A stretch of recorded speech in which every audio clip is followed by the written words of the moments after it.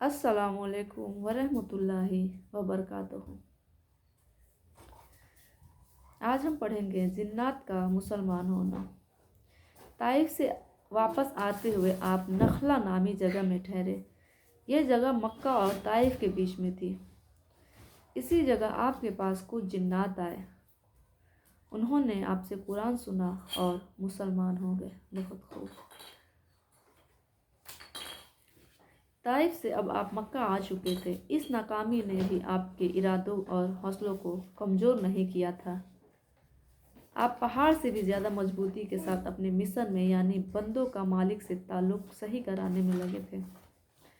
دنیا والے آج کہتے ہیں کہ فیلئر از دا کی آف سکسیس، اسفلتا ہی سفلتا کی کنجی ہے۔ پیارے رسول نے ہماری امت کو یہ سبق بہت پہلے ہی سکھا دیا تھا کہ کامیابی کے لیے لگاتار محنت کرتے رہو۔ اگر ناکام ہوتے ہو تو مایوس مت ہونا، بلکہ نئے ارادے اور حوصلے کے ساتھ پھر سے کام میں لگ جانا۔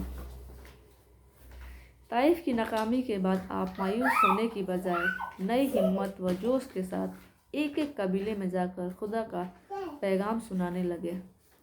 حج کا سمے تھا، دور دور سے لوگ مکہ آ رہے تھے۔ پیارے رسول سب کے پاس جاتے اور اسلام کی دعوت دیتے۔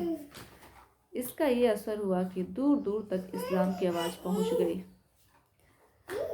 حضرت خدیجہ کی وفات کے بعد نبی بننے کے 10ویں سال میں آپ نے دوسرا نکاح حضرت سودا رضی اللہ تعالی عنہا سے کیا۔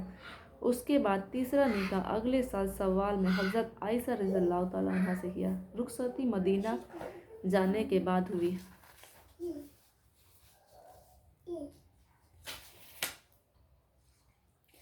طائف سے واپسی کے بعد اللہ تعالیٰ نے پیارے رسول کو کعبہ سے بیت المقدس اور بیت المقدس سے ساتوں آسمان تک اور پھر عرش سے اوپر خدا تعالیٰ کے دربار تک اسی جسم اور روح کے ساتھ جاگنے کی حالت میں ایک ہی رات میں سیر و سفر کرایا، جس کو معراج کہتے ہیں۔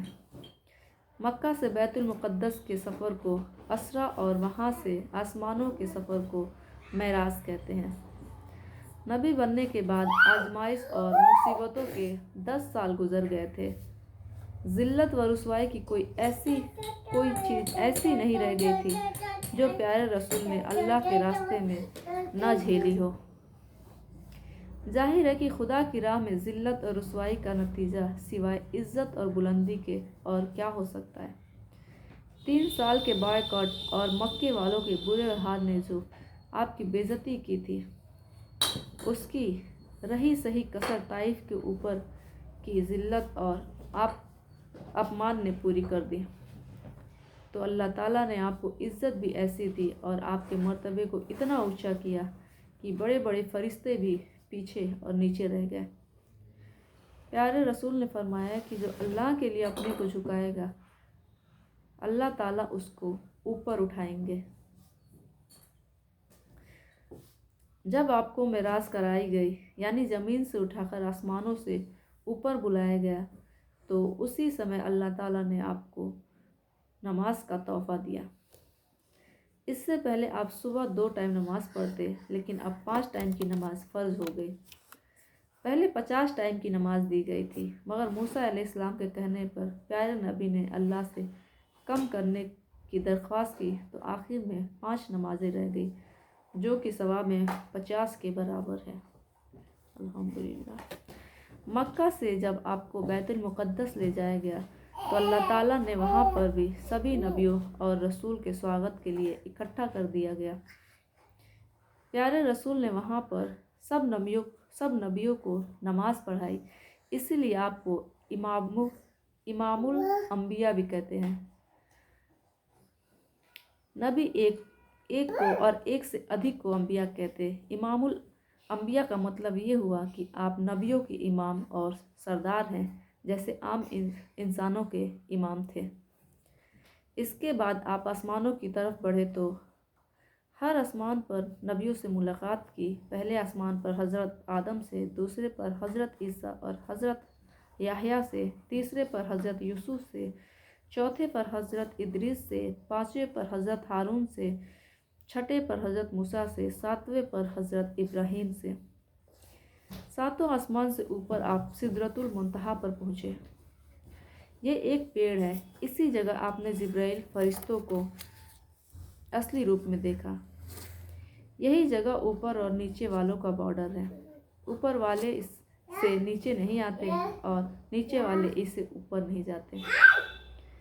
सिदरतुल मुंतहा के पास ही जन्नत है। फिर आपने जन्नत को देखा और जहन्नम को भी देखा।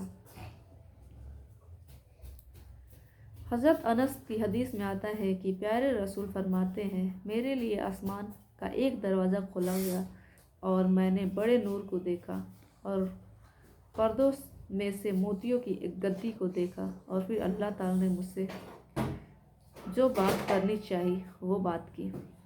प्यारे रसूल ने अल्लाह ताला को दिल की आंखों के साथ साथ जैसा कि हर मोमिन देखता है, आपने जिस्म की आंखों से भी देखा।